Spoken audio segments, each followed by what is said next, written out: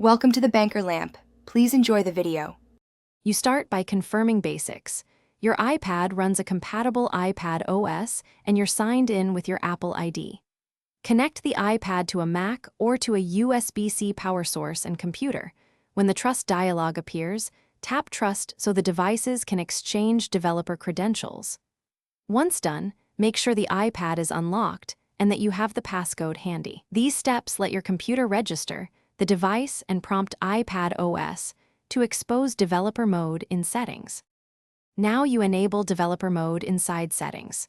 Go to Settings, then Privacy and Security and locate developer mode, flip the toggle to on. You'll see an explanation, read why it's required, then confirm to restart the iPad. After the reboot, unlock the device and you'll be asked to enable developer mode from the lock screen. Accept and enter your passcode. This two-step confirmation prevents accidental activation and ensures you explicitly consent to the elevated capabilities.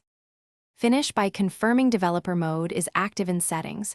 Open it to check status and any additional toggles you need.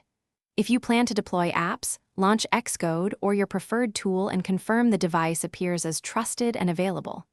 Make sure provisioning profiles are current.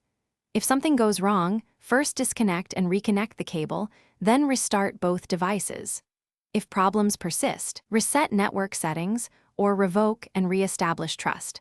This resolves most handshake and visibility issues quickly. Thanks for watching. If this was helpful, leave a like and consider subscribing. See you next time.